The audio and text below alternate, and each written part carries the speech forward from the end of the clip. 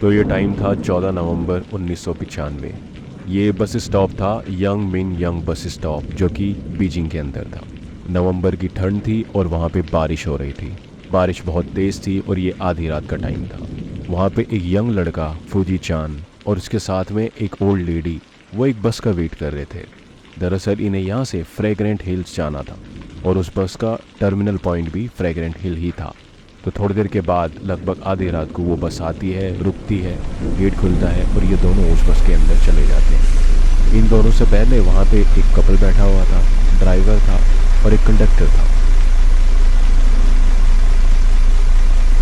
दरअसल ये इस रूट की सबसे आखिरी बस थी और इस बस का नंबर था 375। थोड़ी देर के बाद जब बस उस रूट पे थोड़ी आगे चलती है तो कंडक्टर इनको आके बताता है कि इस रूट पे बहुत ज़्यादा बारिश हो रही है और पानी बहुत ही भरा हुआ है, तो हमें आज दूसरे रूट से जाना पड़ेगा। इस बात पे बाकी सब तो अग्री कर जाते हैं क्योंकि इवेंचुअली उन्हें अपने डेस्टिनेशन पे जाना था और ये बस ले जाती। लेकिन एक ओल्ड लेडी जो बैठी हुई थी उस शख्स के आगे, फौजी के आगे, वो थोड़ा सा पैनिक करती है। वो श्योर नहीं होती कि इस रूट से जाना चाहिए या नहीं। तो कंडक्टर आके उसे समझाता है लेडी को कि देखिए हमें वो रूट पता है और इवेंचुअली हम फ्रेग्रेंट हिल्स ही जा रहे हैं हम सब, तो क्यों ना हम वहीं से जाएं। तो वो थोड़ी सी कंफर्टेबल हो जाती है। तो अब बस उस नए रूट की तरफ जा रही थी बहुत ही स्मूथली, धीरे धीरे। बस में एकदम पिन ड्रॉप साइलेंस था। बाहर बहुत ज़ोर की बारिश हो रही थी लेकिन रोड चलने लायक था। अब बस के अंदर किसी की कोई आवाज़ नहीं है, लगभग सब सो गए होते हैं, ड्राइवर और कंडक्टर को छोड़ के, और बस से सिर्फ इंजन की आवाज़ आ रही होती है। थोड़ी देर के बाद वो देखते हैं कि इस रूट पे आगे 3 लोग सड़क के किनारे हाथ दे रहे हैं बस को रोकने के लिए, और यहाँ पे कोई बस स्टॉप भी नहीं है। अब ड्राइवर और कंडक्टर थोड़ा सा कंफ्यूज होते हैं कि हमारी बस इस रूट पे तो आती नहीं है, तो फिर ये वेट किसका कर रहे थे। अचानक से हमारी बस मिल गई, वरना क्या ये पूरी रात यहाँ खड़े रहते।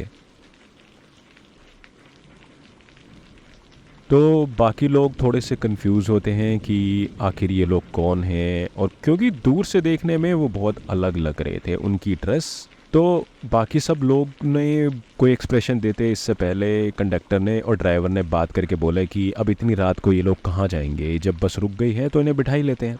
लेकिन वो ओल्ड लेडी काफ़ी हेजिटेंट थी उनको बिठाने के लिए। तो कंडक्टर ने उन्हें आके समझाया कि देखिए अम्मा जी, अब ये लोग इतनी रात को कहाँ जाएंगे, इत्तेफाक से जब इनको एक सपोर्ट मिल ही गया है, इस बस में बैठ के वो जा सकते हैं, तो फिर उनको बिठा लिया जाए। तो उनके लिए गेट खुलती है, वो अंदर की तरफ आते हैं। जैसे ही वो लोग बस के अंदर आते हैं, वो तीनों लोग, बस के अंदर का माहौल एकदम टेंस हो जाता है क्योंकि वो लोग दिखने में उनका फेस अलग तरह का वाइट था, कोई एक्सप्रेशन नहीं था, बहुत ही सीरियस थे। उन्होंने काफ़ी ज़्यादा पुरानी ट्रेडिशनल ड्रेस पहनी हुई थी चाइना की, जैसे कि किंग डायनेस्टी की ड्रेस पहनी हुई हो। वो तीनों के तीनों एक ऑरा की तरह चलते हुए, सब लोगों को पार करते हुए, उन कपल को, लेडी को और साथ में उस आदमी को, कंडक्टर को, बस ड्राइवर को, इन सबको पार करते हुए सबसे पीछे जाते हैं और बैठ जाते हैं। थोड़ी देर तक सब सही था।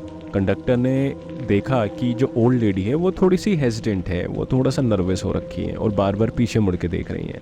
तो कंडक्टर ने बोला कि देखिए अम्मा जी, हमें भी थोड़ा सा अजीब लग रहा है, लेकिन हो सकता है कि ये किसी ड्रामा कंपनी में काम करते हों और वही पहन के आ गए यहाँ पर, तो आप घबराएं ना, हम हैं यहाँ पे आपके साथ। तो इस बात के बाद ओल्ड लेडी ने कोई एक्सप्रेशन तो नहीं दिया, लेकिन उनके आगे जो लड़का बैठा था और राइट साइड में कपल बैठा हुआ, ओल्ड लेडी बार बार इन सबको छोड़ के उस पीछे उन 3 शख्स की तरफ देखे जा रही थी, जो अजीब से लोग अभी बस के अंदर आके बैठे थे। थोड़ी देर के बाद बार बार हवा चल रही थी, तो भी वो लेडी पीछे मुड़ के देख रही थी। अब इतनी देर के अंदर मैं आपको बताऊं कि उस लेडी ने कुछ फील किया था जो बाकी लोगों को समझ नहीं आया। अब सब अपने सीट पे थे। अब ये जो लड़का थोड़ी देर पहले और जो कपल नींद में चले गए थे, अब वो भी नींद से बाहर आ गए थे और उन्होंने देखा था इन तीनों को अंदर आते हुए। अब बस स्मूथली चल रही है ये अपनी डेस्टिनेशन की तरफ। 4 स्टेशन बचे हैं।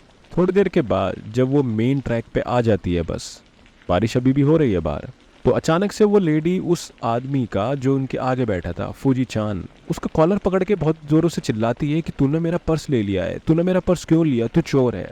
वो जितनी देर में बोलता है कि मैंने आपका कोई पर्स नहीं लिया है और आप मेरे पे ऐसे इल्ज़ाम क्यों लगा रही हैं, इतने में वो चिल्लाने लगी, उसकी गिरबान पकड़ ली।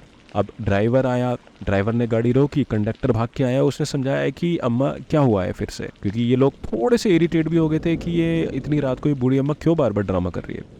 उन्होंने बोला कि मुझे ये सब नहीं पता, यहाँ पे बस रोको, पास में एक पुलिस स्टेशन है, मुझे वहाँ पे जाना है और इसके खिलाफ रिपोर्ट लिखवानी है। जब वो किसी की भी बात से नहीं मानी तो उन्होंने बस रोकी और ये ओल्ड लेडी और फौजी चांद दोनों को बाहर कर दिया। अब ये दोनों बाहर बारिश में सुनसान रास्ते पे खड़े हैं और बस चली गई वहाँ से।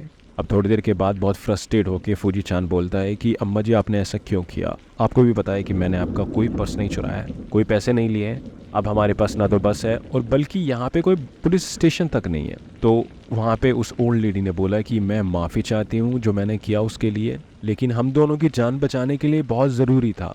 अब वो लड़का थोड़ा सा कंफ्यूज था, फौजी चांद, जान बचाने के लिए। अब उस ओल्ड लेडी ने बोला कि याद है तुम्हें वो तीनों बंदे अभी बस के अंदर आए थे अजीब से? तो उसने बोला कि हाँ मैं भी इंटीमिडेट था थोड़ा सा उनसे, लेकिन उस के लिए बस से उतरने की क्या ज़रूरत। तो उस ओल्ड लेडी ने बोला कि तुमने सिर्फ ये देखा कि उन्होंने ड्रेस पहनी हुई थी और चेहरा बहुत ही अजीब सा वाइट था, लेकिन मैं जो उनको बार बार मुड़ के देख रही थी वो बिल्कुल साई की तरह बैठे हुए थे, वो बिल्कुल हिल नहीं रहे थे, उनके चेहरे पे कोई एक्सप्रेशन नहीं था, वो किसी को देख नहीं रहे थे, उनका चेहरा बहुत अजीब था। थोड़ी देर के बाद जब हवा चल रही थी, उन तीनों की जो ड्रेस थी किमोनो की तरह, वो ड्रेस थोड़ी सी ऊपर उड़ी, लेकिन उस ड्रेस के नीचे उन तीनों में से किसी के भी पैर नहीं थे। अब ये सुन के उस लड़के की घिघी बंध गई थी, सिट्टी पिट्टी गुल हो गई थी। अब उस लड़के ने इस ओल्ड लेडी की बात पे अग्री करके उनको बोला कि अब आप क्या कहना चाहती हैं या मैं क्या करूं, आप जो भी बोलेंगे मैं मानूंगा, क्योंकि वो समझ गया था कि इस औरत ने बहुत ही स्मार्टली उसे और अपने आप को इस खतरे से बाहर निकाला है। अब वो दोनों पुलिस स्टेशन जाते हैं और वो ओल्ड लेडी ये बात पुलिस वालों को बताती है कि हमने ये चीज़ें देखी। ऑब्वियसली किसी को भी इस तरह की बातें पहली बारी में नहीं समझ में आएगी जब तक कोई सबूत ना हो। तो वो पुलिस वाले इन पे हंसते हैं और वो कहते हैं कि अम्मा जी बहुत रात हो गई है, मैं आपको हेल्प करता हूँ, आप दोनों घर चले जाओ।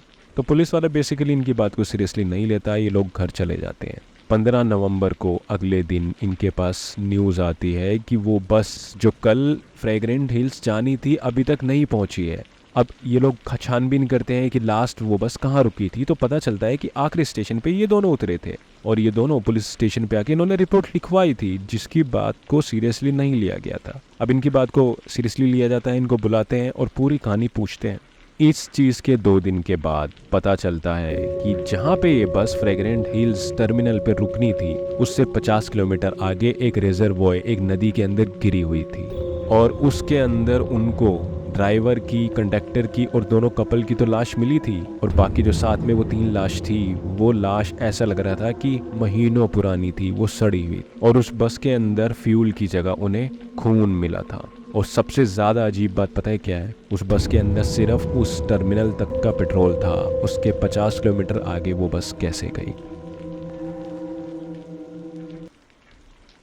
तो गाइज़ ये चाइना की बहुत ही फेमस स्टोरी है। लोग कहते हैं कि ये असली घटना पे बेस है, इसके कई सारे वर्जन भी हैं। अब मैं आपके ऊपर छोड़ता हूँ कि आपने शायद पहले भी सुना हो, अब आप इस बात पे यकीन करें या ना करें, आप एक फोर्ट लोड की तरह लें। मैं आपको कोई गारंटी नहीं दे सकता इस स्टोरी की, लेकिन ये स्टोरी है बहुत ही फैसिनेटिंग। तो इस तरह की और भी स्टोरी या और भी क्राइम या असली स्टोरी सुनने के लिए मेरे चैनल को सब्सक्राइब करें। तो गाइज़ मेरा नाम है शान और आप देख रहे थे pills of curiosity. Stay tuned.